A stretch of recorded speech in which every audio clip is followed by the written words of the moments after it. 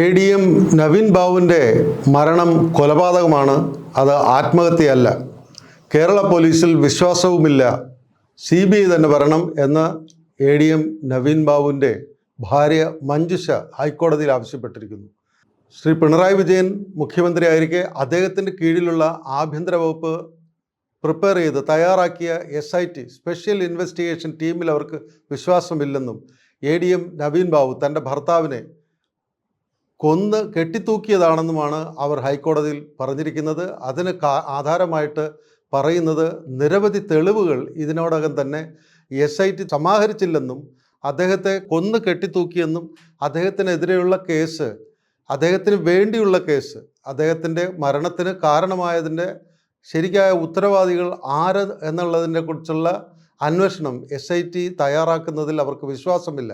കാരണം ഇതിന് കാരണക്കാരിയായിട്ടുള്ള PP ദിവ്യ എന്ന് പറയുന്ന അവിടുത്തെ അന്നത്തെ മുനിസിപ്പൽ ചെയർപേഴ്സൺ ആയിരുന്ന PP ദിവ്യ പാർട്ടിക്കാരിയാണ്, CPM-കാരിയാണ്. CPM-ൻ്റെ അധികാരങ്ങൾ അവർക്കുണ്ടായിരുന്നു, ജില്ലാ കമ്മിറ്റിയിൽ ഉൾപ്പെടെ ഉണ്ടായിരുന്നു. അവരെ എല്ലാ അധികാര സ്ഥാനങ്ങളിൽ നിന്നും നവീൻ ബാബുവിൻ്റെ മരണത്തെ തുടർന്ന് പിൻവലിച്ചു. അവരെ എല്ലാ അധികാര സ്ഥാനങ്ങളിൽ നിന്നും പാർട്ടിയുടെ ഉത്തരവാദിത്വങ്ങളിൽ നിന്നെല്ലാം ഒഴിവാക്കിയെങ്കിലും അന്വേഷണം യഥാർത്ഥത്തിൽ ശരിയായ രീതിയിൽ നടക്കുന്നില്ല. ഈ നവീൻ ബാബുവിൻ്റെ മരണം അവർ കൊലപാതകമെന്ന് ഭാര്യയും കുടുംബക്കാരും വിശ്വസിക്കുന്ന അദ്ദേഹത്തിൻ്റെ മരണത്തിൽ, അദ്ദേഹത്തിൻ്റെ ആ കൊലപാതകത്തിൽ ശരിക്കും കളക്ടർക്കും അതിനകത്ത് ഉത്തരവാദിത്വമുണ്ട്, കളക്ടർക്ക് പങ്കുണ്ട്.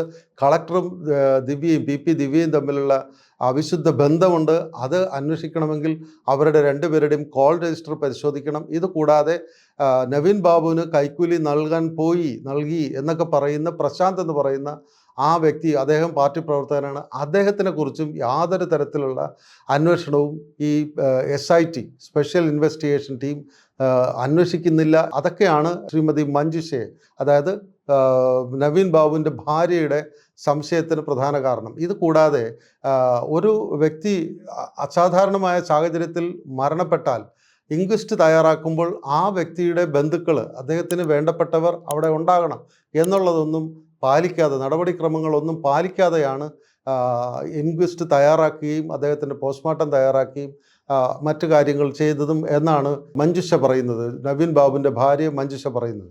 ആ രീതിയിൽ നമ്മൾ നോക്കുമ്പോൾ ഇപ്പോൾ സംസ്ഥാന സർക്കാരും പാർട്ടി അംഗങ്ങളും എല്ലാം തന്നെ നവീൻ ബാബുവിൻ്റെ വീട്ടിൽ സന്ദർശിക്കുകയും അവരോട് ദുഃഖം പ്രകടിപ്പിക്കുകയും അവരോട് വളരെ അനുതാപപൂർവമായിട്ടുള്ള കാര്യങ്ങൾ സംസാരിക്കുകയൊക്കെ ചെയ്താലും ഈ PP ദിവ്യക്കെതിരെയും കളക്ടർക്കെതിരെയും ഉത്തരവാദികളായ PP ദിവ്യയും നവീൻ ബാബുവിൻ്റെ മരണത്തിന് അല്ലെങ്കിൽ കൊലപാതകത്തിന് ഉത്തരവാദികളായിട്ടുള്ള PP ദിവ്യയെയും കളക്ടറെയും പ്രശാന്ത് എന്ന് പറയുന്ന കൂട്ടുപ്രതിയെയും അന്വേഷിക്കുന്നില്ല, അവരെക്കുറിച്ച് അന്വേഷിക്കുന്നില്ല, രേഖകളൊന്നും തയ്യാറാക്കുന്നില്ല എന്ന് പറഞ്ഞ് കേസ് അട്ടിമറിക്കാനും കേസ് തേച്ചുമാച്ച് കളയാനും PP ദിവ്യയെയും കളക്ടറെയും പ്രശാന്തിനെയും ഒക്കെ രക്ഷപ്പെടുത്തുവാൻ വേണ്ടിയുള്ള ഒരു നിലപാട് സർക്കാർ സ്വീകരിക്കുന്നു എന്നുള്ളതാണ് മഞ്ജുഷയുടെ പരാതി. അതുകൊണ്ട് തന്നെ CBI അന്വേഷണം വേണം ഈ കാര്യത്തിൽ.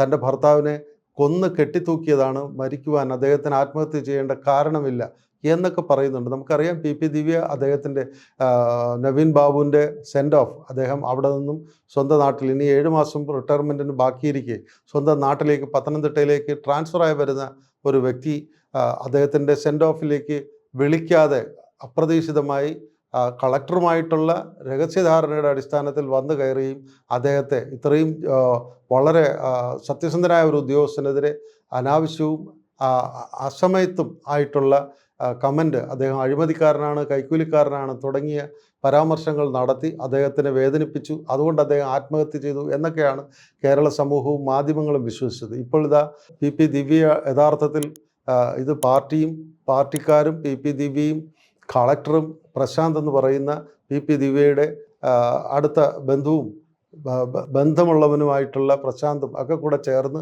പാർട്ടിയുടെ കൂടെ ഒത്താശയോടുകൂടി അദ്ദേഹത്തെ കൊന്നു കെട്ടിത്തൂക്കിയതാണ് എന്നാണ് അവർ സംശയിക്കുന്നത്.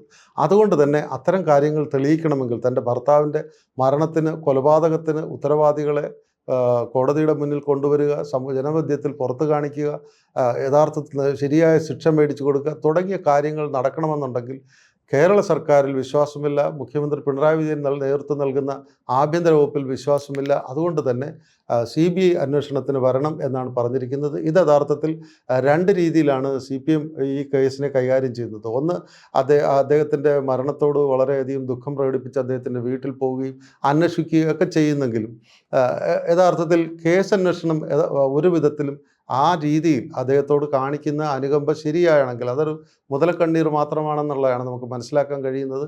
അദ്ദേഹത്തിന് കൊലപാതകത്തിന് പിന്നിൽ ആരൊക്കെയാണ് പ്രവർത്തിച്ചത് എന്നൊക്കെയുള്ള കാര്യങ്ങൾ അന്വേഷിക്കുന്നതിന് പോലീസിൻ്റെ SITയുടെ സ്പെഷ്യൽ ഇൻവെസ്റ്റിഗേഷൻ ടീമിൻ്റെ ഒരു വിധത്തിലുള്ള ആത്മാർത്ഥത അതിനകത്ത് കാണുന്നില്ല എന്നുള്ളതാണ് PP ദിവ്യ പറഞ്ഞു വയ്ക്കുന്നത്. ഇത് യഥാർത്ഥത്തിൽ ഹൈക്കോടതിയിലാണ് സമർപ്പിച്ചിരിക്കുന്നത്.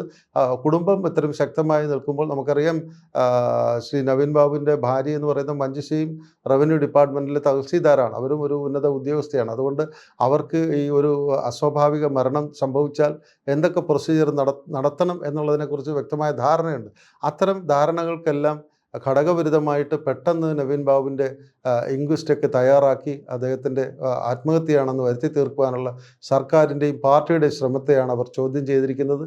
ഹൈക്കോടതിയിൽ അവർ നേരിട്ട് അവരുടേതായ ഭാര്യ എന്നുള്ള നിലയിൽ, കുടുംബത്തിൻ്റെ ആവശ്യം എന്നുള്ള നിലയിൽ അവർ ഹൈക്കോടതിയെ CBI അന്വേഷണത്തിന് വിടണമെന്ന് ആവശ്യപ്പെട്ടിരിക്കുന്നു. ഇത് സംസ്ഥാന സർക്കാരിന് യഥാർത്ഥത്തിൽ വല്ലാത്ത ഒരു പൊല്ലാപ്പായി മാറും. സംസ്ഥാന സർക്കാർ യഥാർത്ഥത്തിൽ സംശയത്തിൻ്റെ മുനയിലാണ്.